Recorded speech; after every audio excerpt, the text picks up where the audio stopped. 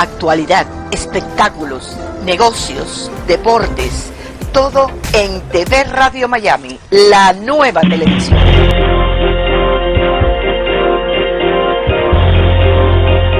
Agustín Rangugli, un periodista sin libreto. Bienvenido, ¿cómo estás? Mucho gusto. Doctor Agustín, Gusto saludarte. buen día. Encantado, ¿eh? Lo mismo. ¿Los nervios cómo andan? Bien, ¿Templados? templados. Se viene una carrera difícil, estamos muy cerca. ¿Cuáles son las expectativas? Bueno, las expectativas es que según la ley colombiana, hasta esta semana se abrió formalmente el proceso electoral. Ya tenemos la oportunidad de salir en televisión, en radio, apelar a la prensa escrita para difundir los programas, las ideas. De manera que vamos a tener 2 meses muy activos e intensos. Y aspiramos en estos 60 días persuadir a millones de colombianos sobre el alcance de nuestra iniciativa. Pero estamos muy lejos en las encuestas. 6,3 es el último número que tengo. Lo mismo decía que era nuestra participación en la elección del Congreso que tuvo lugar. Y logramos ser la segunda fuerza política, la que más creció, la que duplicó su representación en el Senado y en la Cámara de Representantes. Ninguna otra lo hizo. El panorama del futuro incluye a las autoridades de la FARC que ahora son institucionales. ¿Qué opinión tiene al respecto? Bueno, los colombianos odian a las FARC y así lo demostraron en la elección de Congreso, en un país en donde votaron más de 14 millones de colombianos. Las FARC en su conjunto no superaron los 70.000 votos, no eligieron ni un solo escaño, no pasaron ni siquiera la cifra repartidora, de manera que eso le indica a la comunidad internacional, al país, el grado de rechazo que tienen las FARC ya en el proceso democrático que tuvo lugar. Juan Manuel Santos hizo todo lo posible para, bajo el pretexto de alcanzar la paz, que ellos estuvieran hoy institucionalizados y participando de una elección popular. ¿Esto es una señal que comparte el pueblo, es una señal de madurez del pueblo o es una señal interesada del presidente Santos? Bueno, no, el pueblo vio con satisfacción, yo así lo creo, que una organización que estuvo más de 50 años en armas se hubiera desmovilizado, hubiera entregado las armas y se hubiera sometido al escrutinio popular. Les fue mal, pero ¿quién no comparte que es mejor tenerlos participando en un proceso democrático que obstaculizando a través de las armas el normal funcionamiento de la democracia en Colombia? Pero según la información que nosotros recibimos aquí en el sur de la Florida y todo lo que es Estados Unidos, donde hay muchos colombianos, las FARC no entregaron todas las armas. ¿Quién tiene las armas que faltan? ¿Y qué poder van a tener de aquí en adelante? Bueno, la información que usted tiene no es precisa. Sí hubo una enorme mayoría de miembros de las FARC que se desmovilizaron y entregaron las armas. Mayoría. Hoy están en la legalidad y fueron las fuerzas que participaron en el proceso democrático. Cuando la desmovilización tuvo lugar, algunos grupos, llamadas disidencias, no suscribieron el proceso y continúan levantados en armas. Continúan vinculados a los procesos de producción de droga y de tráfico de la misma. Continúan vinculados a la minería ilegal, o sea, continúan delinquiendo.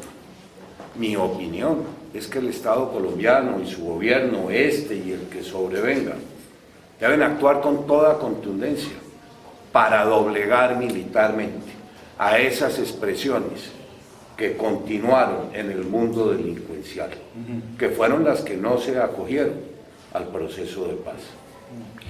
¿Cómo ve la futura Colombia con tantos venezolanos que se han ido de su país? Pues muy preocupante. tenemos 1.500.000 venezolanos ya en territorio colombiano, que demandan vivienda, educación, salud, empleo, trabajo. Un problema para el que Colombia no estaba preparado. Y yo me temo que lo peor está por venir. En la medida en que la crisis en Venezuela se profundiza, miles, por no decir millones de ellos, tomarán la decisión de buscar oportunidades en el exterior. Y cuando le digo que lo peor está por venir, es porque me temo que cuando Maduro sea confirmado en el gobierno, en un proceso bastante ilegítimo, por decirlo menos, millones irán a buscar una oportunidad en el exterior. Creo también que este proceso de exilio es fomentado desde el propio gobierno de Venezuela. Cada venezolano que sale al exterior es una boca menos que alimentar, es un voto menos para la oposición y es un venezolano potencial envía remesas a Venezuela. De manera que esa situación para Colombia tiende a agravarse. Es necesario apelar a la comunidad internacional, a los organismos internacionales, para buscar una solución de conjunto, un plan integral que nos permita afrontar esa enorme crisis humanitaria que ya se está viviendo y que tiende cada día más a agravarse. Los que estamos fuera de Colombia escuchamos mucho que ha crecido el sembradío de la droga en el país. ¿Qué significa eso? Significa que los planes de erradicación voluntaria de cultivos fracasaron. Erradicación voluntaria. ¿Es un fracaso o es una intencionalidad del gobierno? No, es un fracaso. Mire, yo fui ministro de Justicia. Sí, claro. En el año 2010 logramos el récord. Habíamos reducido las hectáreas de coca a 42.000. El año pasado, 6 años después, ya estaban en 180.000. Y me temo mucho que cuando conozcamos el informe de este año, el número de hectáreas habrá aumentado. ¿Qué va a hacer usted como presidente ante esta situación? Lo que ya hice como ministro. Repetir. Actuar con severidad. Ajá. Uno no puede ser tolerante con el crimen. La tolerancia no conduce sino a más impunidad. Es necesario llegar a acuerdos con las instituciones colombianas que protegen el medio ambiente para intervenir los parques nacionales, en donde hay más de 15.000 hectáreas de coca sembradas. Es necesario llegar a acuerdos con los países limítrofes, porque vemos que en la frontera con el Ecuador los cultivos han incrementado enormemente. Es necesario regresar a la aspersión aérea ante el fracaso absoluto de la erradicación voluntaria de los cultivos. Uno de los argumentos que Santos exhibía era que precisamente dejaba crecer esas zonas de producción de coca para sostener el empleo, para sostener la posibilidad económica de toda esa gente. Eso no es verdad. Nunca fue política oficial del gobierno. Pero él dijo eso. No, señor. Iba a generar un desempleo muy grande. No, señor, nunca se lo escuché al presidente. Lo que pasa es que la política pública para enfrentar el problema de la droga fracasó en su conjunto. En estos años recientes, pero no porque nunca hubiera sido estimulada por parte del gobierno. Usted nunca le habrá oído decir al presidente ni justificar tolerancia con el tema de los cultivos ilícitos. Bueno, yo lo escuché decir de que evidentemente había que sostener los empleos, el trabajo, la posibilidad de ingresos económicos en esa zona que eran prácticamente dedicadas al cultivo no se de coca. confunda. Esa era la justificación para implementar un programa de sustitución de cultivos, pero no era para preservar la coca, sino para persuadir a los campesinos a que tomaran la decisión de erradicar la coca y pasarse al cacao, al maíz, que fue lo que fracasó, porque en zonas muy apartadas del país, sin carreteras, sin comercialización, sin un adecuado manejo de aguas, ni de incentivos económicos. El programa fracasó. Por último, ¿qué mensaje a los colombianos que viven en el exterior, sobre todo aquí en el sur de la Florida? Pues en pocos segundos, sí, claro. Es muy difícil comentarles todo el alcance de lo que es el programa que le he venido proponiendo a los colombianos. Tenemos muy útiles ideas para buscar un mayor crecimiento económico, para mejorar el sistema de salud, para enfrentar con toda determinación los problemas de seguridad ciudadana. Queremos darle continuidad a los programas de vivienda, una revolución en lo que tiene que ver con el sector agroindustrial, una redefinición de la política exterior de Colombia. Son 25 grandes documentos de política pública que los invito a consultar. Lo pueden hacer en la página Mejor Vargas Lleras, lo pueden hacer en la página de la Fundación Carlos Lleras, enviarnos sus comentarios, sus aportes, también sus críticas. Todo aquel colombiano que está soñando en volver a Colombia, ¿qué perspectivas de empleo tiene en su gobierno, en su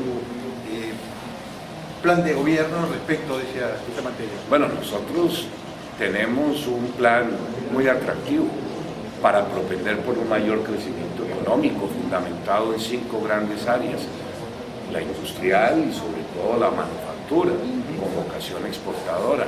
Queremos darle un segundo impulso a los temas de la infraestructura nacional, continuar con el plan de vivienda que puse yo en marcha en años anteriores, muy útil, resultó una revolución en el sector agroindustrial, y darle un segundo aire a la gran fuente de recursos que ha tenido Colombia, que no es otra que el sector minero energético.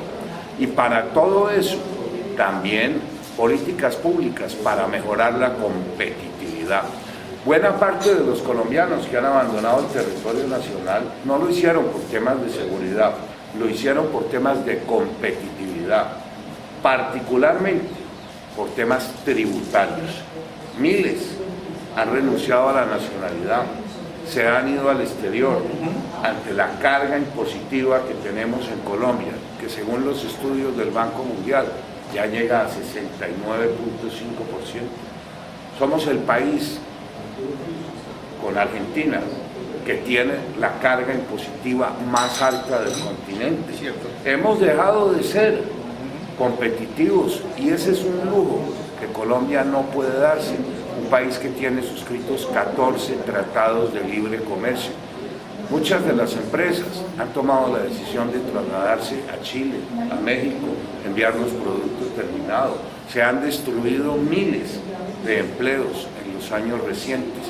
Por eso los invito, ahí podrán ver, estamos proponiendo una reforma tributaria que frene el éxodo, que motive a muchos colombianos de quienes abandonaron el territorio nacional a regresar impuesto de renta del 30%, que es más o menos el promedio que tienen los países de América Latina.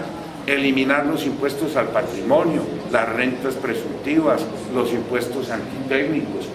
Ese es un factor muy atractivo para que los colombianos piensen en regresar a su país. Estamos hablando de una educación más pertinente, de mejor calidad. Estamos hablando de dar un segundo impulso a los temas de infraestructura para recuperar competitividad, reducir los costos logísticos. Estamos hablando de una política de generación de empleo muy activa.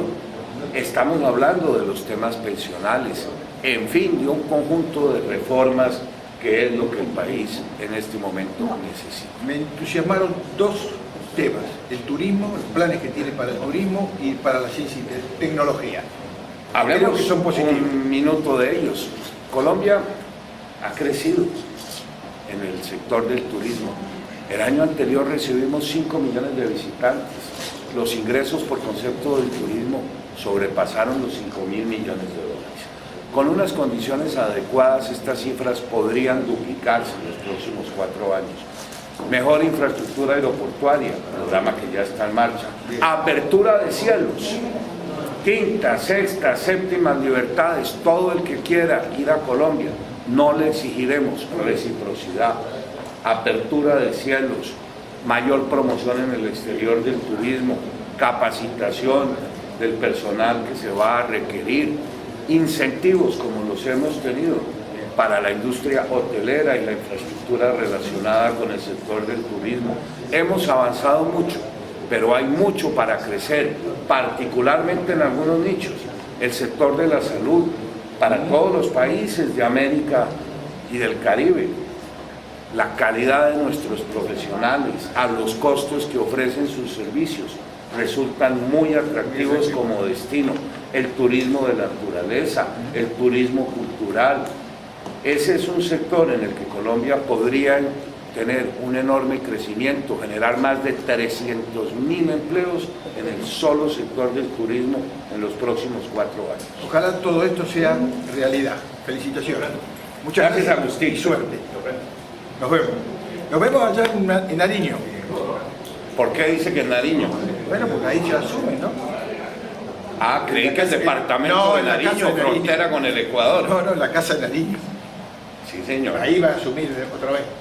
Yo estuve ahí cuando asumió Santos, así que estaré de nuevo esperando que usted asuma. Muchas Cuento con su apoyo. gracias. De nuevo. Gracias. Buen día. Buen día. Buen día. Hola, buen día, chicos. Buenos días. Buen día. Buen día, Susi. Buen día, Susi.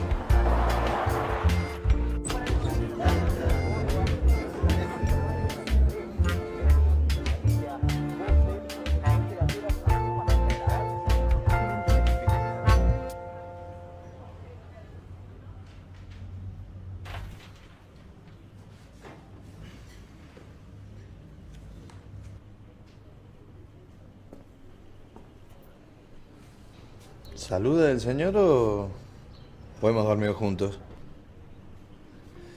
Buenos días. Buen día. La buena costumbre de saludar, contagiémosla. Respeto, solidaridad, unión, honestidad. Contagiemos valores.